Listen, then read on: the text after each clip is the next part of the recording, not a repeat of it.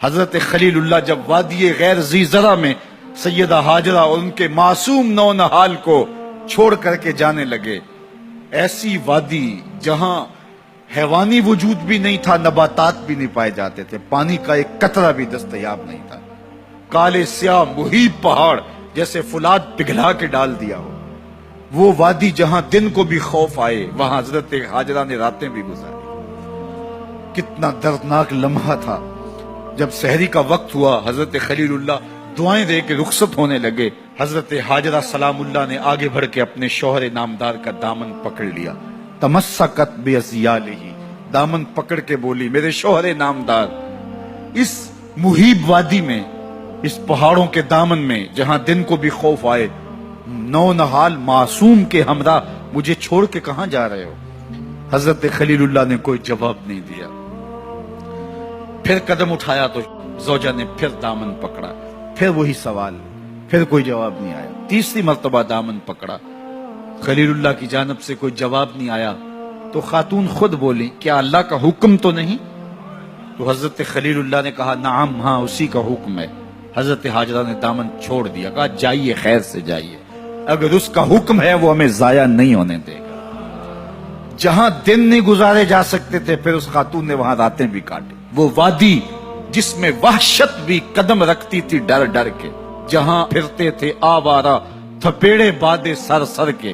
جہاں پر گھاس اگتی ہے، جہاں نہ پھول کھلتے ہیں، مگر وہ سرزمین ہے آسماں بھی جھک کے ملتے ہیں۔ اپنی پاک باز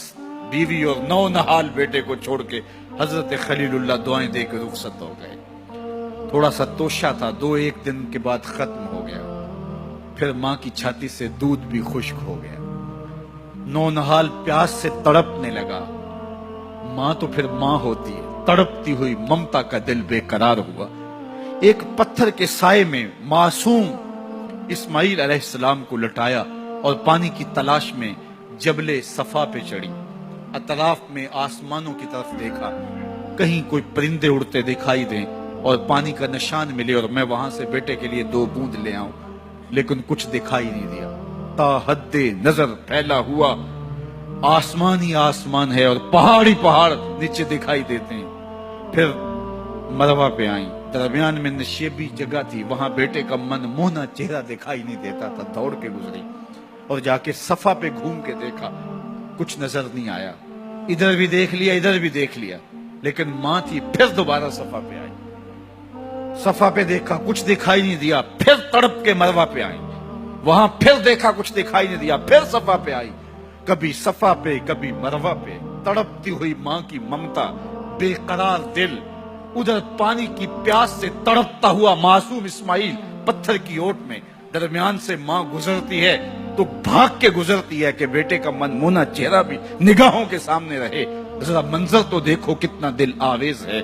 اللہ اکبر، سینوں میں پتے پانی ہو جائیں، پتھر بھی ہو تو پگھل جائے اس زہرہ گداز داستان سے، لیکن اللہ پر توکل اور ماں کی بے قراریاں، کبھی صفا پہ کبھی مروہ پہ، زبان پہ شکایت نہیں ہے۔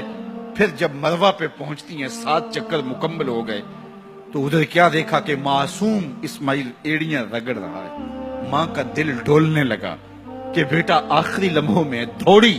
کہ بیٹے کو جا کے اپنی چھاتی سے چمٹاؤں، ہو سکتا ہے 2 قطرے دودھ کے اس کی زندگی کی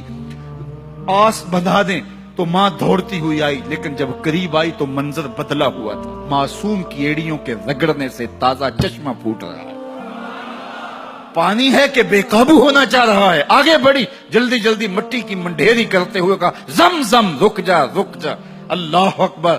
ہاجرہ سلام اللہ علیہا نے حضرت اسماعیل کی محبت اور اپنے رب پر توکل کی انوکھی اور البیلی داستان رقم کی، کہا ہاجرہ تو نے بھی حد کر دی، لیکن قیامت تک تیری راہوں کو بھی جلوہ گاہ بنا دیں گے، یہاں نبی بھی دوڑیں گے، ولی بھی دوڑیں گے، غوث بھی دوڑیں گے، کتب اور ابدال بھی دوڑیں گے، شہنشاہ بھی دوڑیں گے، کج کلا بھی دوڑیں گے، یہ دوڑنا ہم عبادت بنا دیں گے، حتیٰ کہ امام الانبیاء بھی ان راہوں کی سائی کرتے رہے۔ عجیب رنگ، عجیب منظر اور عجیب کیف کا عالم۔ اچھا، یہاں رک کے ایک بات کرنا چاہوں گا، اگر آپ کی توجہ ہو، جہاں حضرت ہاجرہ دوڑی اور ان کے مبارک قدم وہاں لگے اور لگ کے ہٹ گئے، عارضی نسبت ہے، مستقل نسبت نہیں ہے. جہاں ان کے قدم لگ کے ہٹ گئے وہ جگہ تو جلوہ گاہ بن گئی، اور جہاں حضور خود جلوہ فرما ہیں وہ گنبد خضرا جلوہ گاہ کیوں نہیں ہو سکتا؟